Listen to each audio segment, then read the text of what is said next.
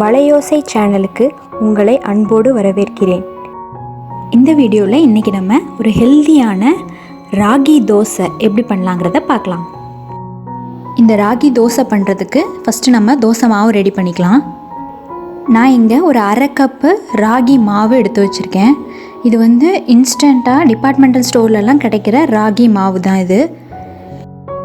First இந்த அரை cup ragi மாவை ஒரு பவுலில் ஆட் பண்ணிக்கோங்க. அடுத்தது ரவை இந்த அரை கப்பு ராகி மாவுக்கு ஒரு 1/4 கப்பு ரவை ஆட் பண்ணிக்கோங்க. நெக்ஸ்ட்டு ஒரு 1/4 கப்பு அரிசி மாவு ஆட் பண்ணிக்கோங்க. இப்போது இந்த மாவுக்கு தேவையான அளவுக்கு உப்பு ஆட் பண்ணிக்கோங்க. இந்த அளவு மாவுக்கு ஒரு குழிக்கரண்டி தயிர் ஆட் பண்ணிக்கிறேன்.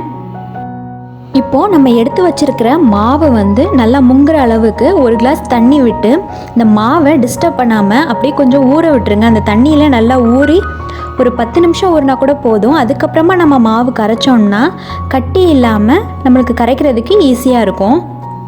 இந்த ராகி தோசைக்கு மட்டும் இல்லைங்க, நீங்கள் கோதுமை தோசைக்கு மாவு கரைக்கும் போதும் கோதுமை மாவை இந்த மாதிரி தண்ணியில் கொஞ்ச நேரம் ஊற வச்சுட்டு அதுக்கப்புறமா கரைச்சி தோசை சுட்டு பாருங்கள். கட்டியே இருக்காது, நம்மளுக்கு கரைக்கிறதுக்கும் ரொம்ப ஈஸியாக இருக்கும். நான் இப்போ சொல்லியிருக்க அளவுக்கு உங்களுக்கு 7 தோசை வரும். உங்களுக்கு இதை விட அதிகமாக தோசை வேணும் அப்படின்னா நீங்கள் இந்த அளவில் கூட்டிக்கோங்க. நான் இப்போ சொன்ன அளவு எல்லாமே அரை கப்பு ராகி மாவு, அதுக்கு 1/4 கப்பு ரவை, 1/4 கப்பு அரிசி மாவு, ஒரு குழிக்கரண்டி தயிர், அவ்வளோதான். தோசையோட நம்பர் அதிகமாக வேணும்னா நீங்கள் மெஷர்மெண்ட்டை சேஞ்ச் பண்ணிக்கோங்க. இந்த ப்ரொப்போர்ஷனில் தோசை மாவு கரைக்கும் போது தோசை நமக்கு ஒட்டாமல் பிய்யாமல் ஈஸியாக நல்லா கிறிஸ்பியாக வரும். அதுக்காக தான் இந்த மெஷர்மெண்ட் ரொம்ப முக்கியம். ஏதாவது ஒரு மாவு அதிகமாயிட்டாலும் தோசை பிஞ்சு போகிறதுக்கு சான்ஸ் இருக்குது. இப்போது இந்த தோசைக்கு இன்னும் டேஸ்ட் என்ஹான்ஸ் பண்ணுறதுக்காக நம்ம கொஞ்சம் ஐட்டம்லாம் ஆட் பண்ண போகிறோம். அது என்னென்னங்கிறதெல்லாம் பார்த்துடலாம்.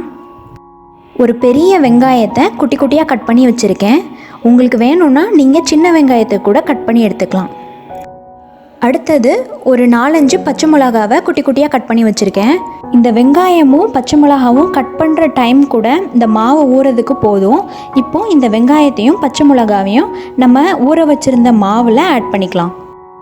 இப்போது ஒரு கொத்து கருவேப்பிலையை குட்டி குட்டியாக கட் பண்ணி அதுவும் இது கூட சேர்த்துக்கிறேன். ஒரு ஸ்பூன் ஜீரகம் ஆட் பண்ணிக்கிறேன். அவ்வளோதான். நம்ம இப்போ எல்லா இன்க்ரீடியன்ட்ஸையும் சேர்த்தாச்சு. நம்ம மாவை நல்லா கரைச்சி எடுத்துக்கலாம்.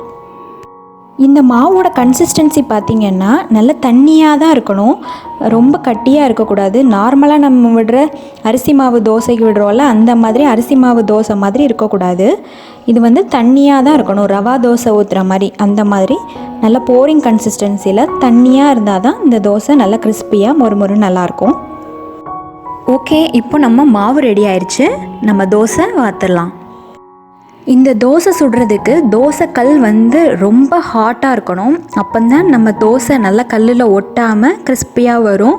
கல் சூடாகிறதுக்கு முன்னாடி விட்டுட்டிங்கன்னா இது கல்லிலே ஒட்டிக்கும். அதனால் நல்லா ஹாட்டாக இருக்கிற மாதிரி பார்த்துக்கோங்க. இப்போது நம்ம தோசைக்கல் நல்லா ஹாட்டாக தோசை வார்க்கிறதுக்கு ரெடியாக இருக்குது. இப்போ தோசை மாவை ஊற்றிடலாம். ஒரு கரண்டி மாவை எடுத்து நல்லா சுற்றி ரவா தோசைக்கு விடுற மாதிரி நல்லா சுற்றி விட்டுருங்க.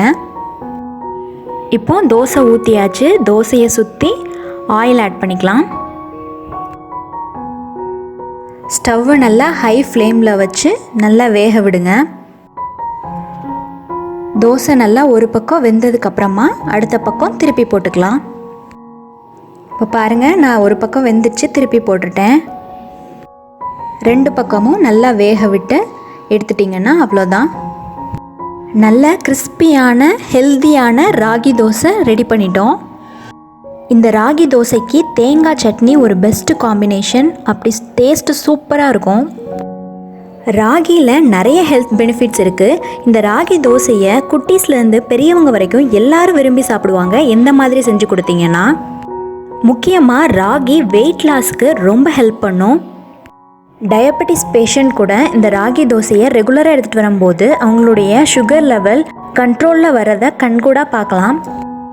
ராகி சுகர் வெயிட் லாஸ் மட்டும் இல்லாமல் நம்மளுடைய ஸ்கின்னுக்கும் ஹேருக்கும் கூட இது ரொம்ப ஹெல்ப் பண்ணும். ராகி வந்து ரெகுலராக நம்ம எடுத்துகிட்டு வரும்போது நம்மளுடைய ஸ்கின்னுடைய ஆன்டி ஏஜிங், அதாவது வயசாகிற தோற்றத்தை இது குறைக்கும். அது மட்டும் இல்லாமல் முடி வளர்ச்சிக்கும் இது ரொம்ப ஹெல்ப்பாக இருக்கும். இந்த ராகியில் கால்சியம் சத்து அதிகமாக இருக்கிறதுனால முக்கியமாக லேடிஸ் அப்புறமா சின்ன குழந்தைங்க கூட இந்த ராகியை சாப்பிட்லாம்.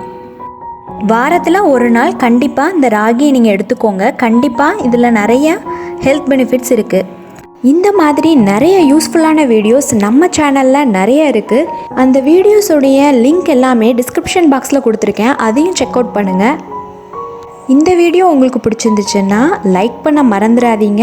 அப்படியே உங்கள் ஃப்ரெண்ட்ஸ் அண்ட் ஃபேமிலிக்கும் ஷேர் பண்ண மறந்துடாதீங்க. ரெகுலராக நம்ம சேனலில் வர வீடியோஸ் எல்லாத்தையுமே நீங்கள் மிஸ் பண்ணாமல் பார்க்கணுன்னா நம்ம சேனல் வலையோசையை மறக்காமல் சப்ஸ்கிரைப் பண்ணிடுங்க. அப்படியே பக்கத்தில் இருக்க பெல் ஐக்கானையும் ப்ரெஸ் பண்ணிடுங்க. பெல் ஐக்கானை ப்ரெஸ் பண்ணி ஆல்ங்கிற ஆப்ஷனை செட் பண்ணிடுங்க. அப்போ தான் நான் போடுற வீடியோஸ் எல்லாமே உங்களுக்கு நோட்டிஃபிகேஷனில் தவறாமல் வந்துடும். நன்றி.